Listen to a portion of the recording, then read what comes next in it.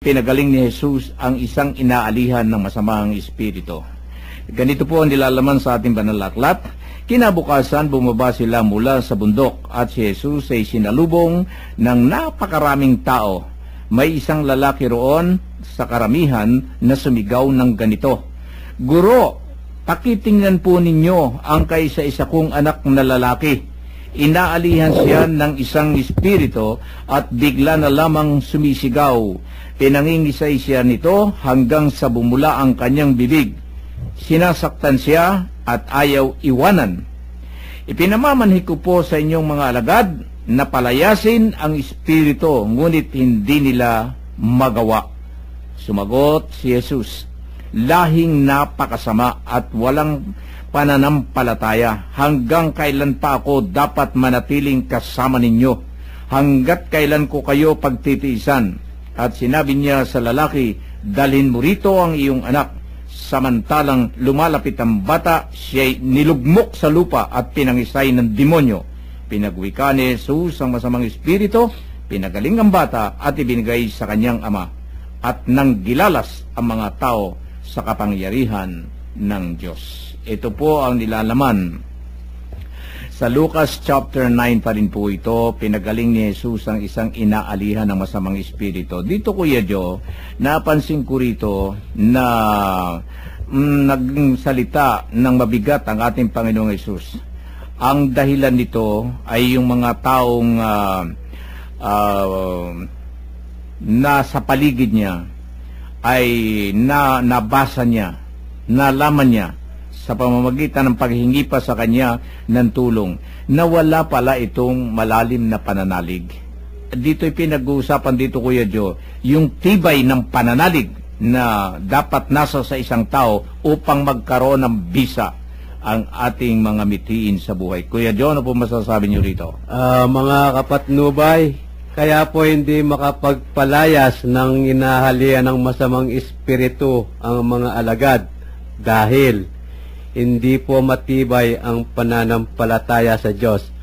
Ang sabi po ng Panginoong Hesus, magkaroon ka lang ng matibay na pananampalataya sa Kanya, wala kang gagawin na hindi mo magagawa. Amen. Talaga si Kuya Joe, ako'y malalim na talaga si Kuya Joe. Kuya Bert, binibiro. Totoo po yan Ay kahit na po anong gawin natin, kung wala tayong pananalig, hindi ho magkakaroon ng bisa Kuya Ben, ano pong sa inyo rito? Alam nyo, naalaala ko po minsan, kasi marami sa mga tao pa rin, na hindi naniniwala na mayroong ganyan na mayroong sinasaniban na noong araw pa man, panahon pa ng ni Moises, panahon ng ating Panginoong Jesus, nagaganap yung ganito.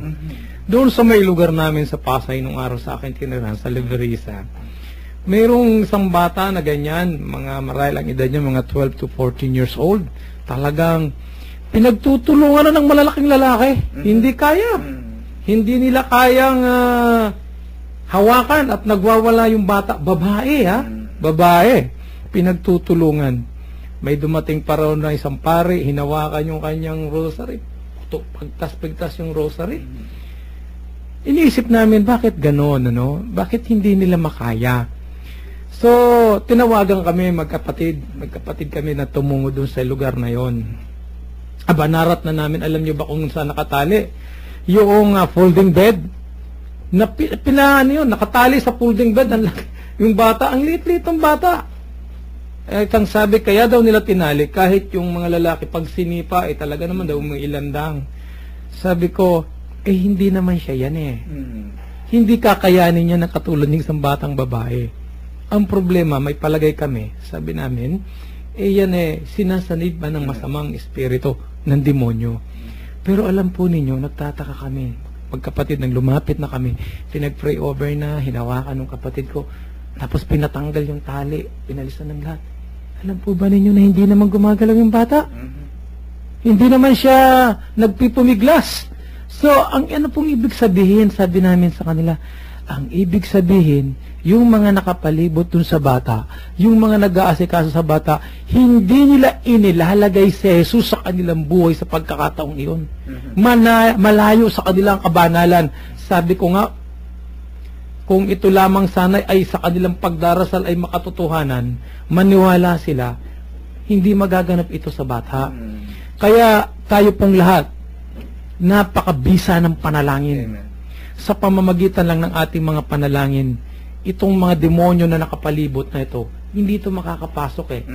Kaya anong sabi ng ating Panginoon dito sa kanyang nagagalit na siya eh. Sapagkat tinuruan na niya, pinakitaan na niya, paano mga manalangin, paano lumapit, paano manampalataya, kinakailangan lagi, pinalalabas dito na laging kailangan kasama. Kaya nung sabi niya, hanggang kailan ko kayo pagtitiisan at sasamahan. Binigyan na kayo ng pagkakataon na makita dapat na malawak at matibay ang inyong pananampalataya. Napakahina pa rin. So, ganito po ang nagaganap. Hanggang sa ngayon, mga kapatid, itong pangamba lang natin sa tinatawag na recession, itong pagkahirapan na darating, anong sabi ng ating Panginoon? Kung yung mga ibon, nabubuhay, kung yung mga halaman, yung mga bulaklak, dinadamitan ng maganda, ba't ka nangangamba dito sa darating na sinasabi ng kahirapan? Huwag kang mag-expect ng kahirapan, hindi darating ang kahirapan, sapagkat ang Diyos ang magbibigay sa iyo ng iyong kakainin at ng iyong kaginawahan at kapayapaan. Amen. Totoo po yan. Alam po ninyo, baka hindi po lamang kayo naniniwala, lagan na po ang masamang espiritu. Alam po ninyo, hindi natin nakikita, naglipa na ho yan. At ito ay sinasabi ng Biblia. Alam, sa ating palipaligid, yung mga tao, pinapasok niyan. Pero kung ikaw ay mahina, papasukan ka talaga nitong masamang espiritu. Ang masamang espiritu. Kuya Ber, paano hong nakikita nyo rito? Alam mo, Kuya, naipaliwanag nga ni Kuya Ben at saka ni Kuya John, no? Pero hindi na yung masamang espiritu ngayon no? Kasi kung minsan ang tao, lalo na, mag-isip ka lamang ng masama laban sa iyong kapwa, mayroon ng masamang espiritu, no? Udyok na ito ng masama. Udyok na ito ni Satanas upang malayo ka sa Diyos. Ang may kagagawa ng lahat ng ito ay kampon lahat ito ni Satanas dahil ang galit ni Satanas ay nandito na sa lupa dahil itinaboy siya doon sa langit. Inihulog siya rito sa lupa.